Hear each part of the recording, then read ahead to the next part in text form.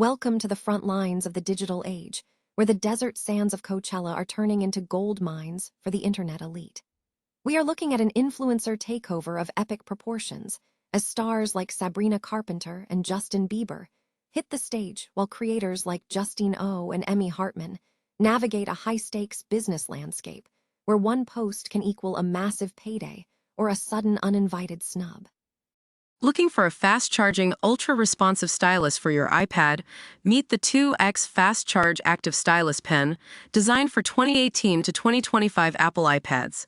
Take your creativity and productivity to the next level. Click the link in the video description to shop now on Amazon. When the cameras stop rolling at the festival, the drama moves into the home where Annie Lane is tackling a massive breach of trust for readers. We are talking about the delicate balance of private health information and personal identity, as one husband continues to broadcast his wife's private medical struggles, and another reader searches for support in reclaiming their life after retirement changes the rules for their personal expression. The battle for digital freedom is heating up in the courtroom as Judge Jorge L. Alonso makes a landmark ruling for the creators of the ICE Sightings Chicagoland Group and the Eyes Up app. Backed by the Foundation for Individual Rights and Expression, these plaintiffs are fighting back against the Trump administration to prove that documenting law enforcement activity is a protected right, not a reason to be scrubbed from the internet. Finally, the privacy debate goes full circle as Tyler, the creator, calls out the invasive culture of surveillance after his quiet trip to a bookstore ended up as viral security footage. From his blunt warnings to paparazzi to his firm stand on personal space, the message is loud and clear that being a celebrity does not mean you have to surrender your existence to the content machine. If you want to stay ahead of these stories, hit that like button, subscribe, and ring that bell. Forget the music for a second. Welcome to the Influencer Olympics. Every April, a patch of desert in Indio, California, transforms from a legendary music festival into the most cutthroat, high-stakes marketing battlefield on the planet. What started back in 1999 as a scrappy anti-Woodstock experience has morphed into a multi-million-dollar engine for the creator economy. Today, it's not just about who's headlining the main stage. It's about who has the best brand deal in the VIP lounge. Think about the numbers. We are talking about 375,000 visitors, but for the brands, it's all about the impressions.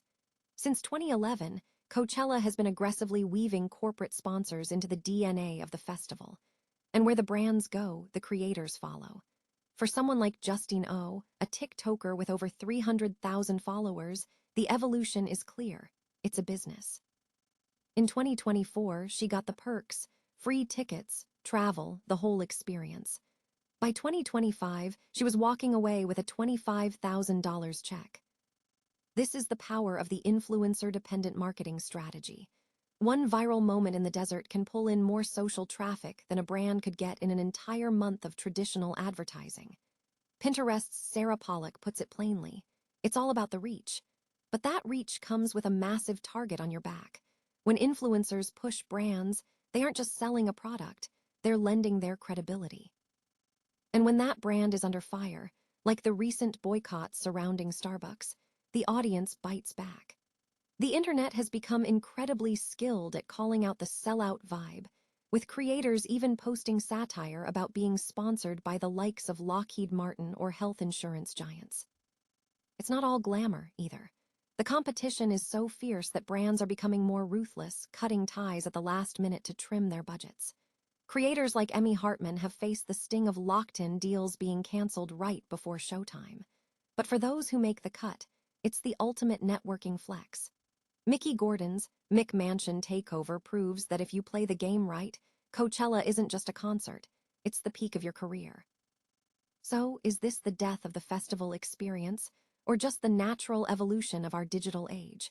Whether we like it or not, the influencers are the new headliners. What do you think? Has Coachella lost its soul to the sponsorship machine, or is this just the price of being the hottest ticket in the world? Let me know in the comments, and don't forget to hit that subscribe button for more deep dives into the weird world of the creator economy. Ever feel like the person closest to you is also your biggest security leak?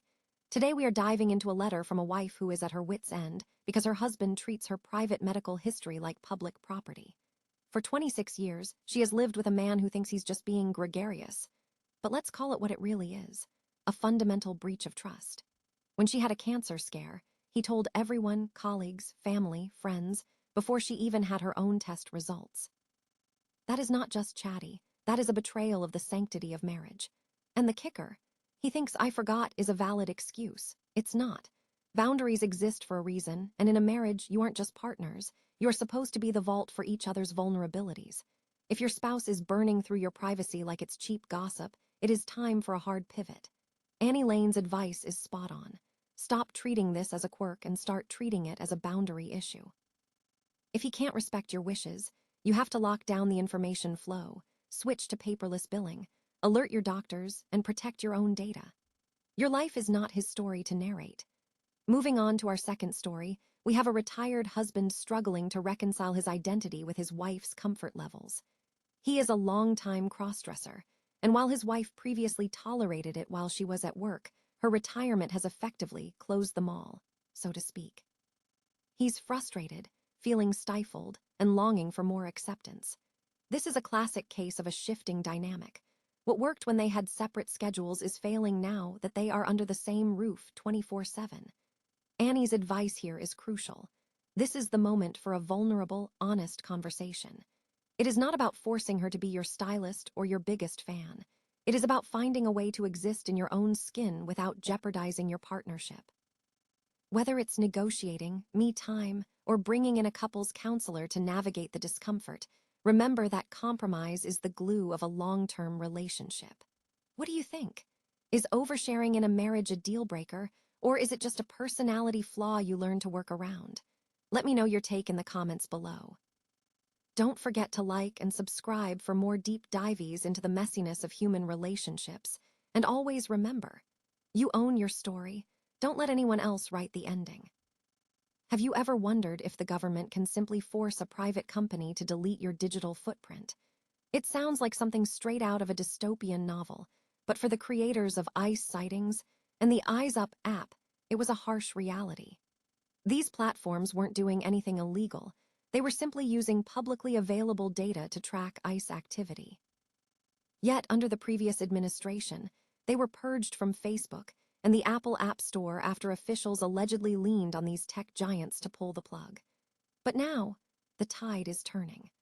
A federal judge in Illinois just granted a preliminary injunction, effectively telling the government that its heavy-handed tactics likely cross the line into a First Amendment violation. Judge Jorge L. Alonso didn't mince words, calling out the social media threats from high-level officials as nothing more than thinly veiled intimidation. It's a massive win for free speech advocates like Fire, who argue that the public has every right to record, discuss, and critique law enforcement in public spaces. While this legal battle is far from over, it sends a powerful message that the First Amendment still has teeth, even against the most powerful agencies in the country. What do you think? Should the government have the power to influence what stays on our devices, or is this a dangerous overreach? Let us know in the comments below. Hit that subscribe button for more updates on our digital rights. And remember, if we don't protect the right to watch those in power, we lose the right to hold them accountable. Have you ever felt like you're living in a glass house, even when you're just browsing for a book? That's exactly how Tyler, the creator, is feeling right now. And honestly, he's hitting the nail on the head regarding our culture's obsession with content. Recently, security camera footage of the rapper just minding his own business at a bookstore in Mexico City popped up on Instagram, and Tyler didn't hold back. He took to his story to call out the behavior, pointing out how exhausting it is to have people prioritize getting engagement over basic human decency. It's a slippery slope, isn't it? When every moment becomes a photo op, the line between being a fan and being an intruder completely vanishes. Tyler made it crystal clear. Just because you know every lyric to his discography doesn't mean you're entitled to his personal space. This isn't the first time he's drawn a line in the sand. Remember back in 2024 when he checked paparazzi at a GQ event, literally telling them he'd rather win a lawsuit than play nice. He's been consistent about this for years. even turning down influencers mid-walk in Beverly Hills just to keep his peace. It's a fascinating look at the tax of fame in the digital age, where just existing has become an act of defiance. Whether you agree with his approach or not, you have to respect the boundary he's setting in a world that rarely lets anyone be off camera. What do you think? Is it just the price of fame, or are we losing our minds over clout? Let me know in the comments below, and if you enjoy deep dives into the culture, make sure to hit that subscribe button for more. At the end of the day, maybe we could all stand to learn that sometimes the best way to support your favorite artist is simply to let them be human.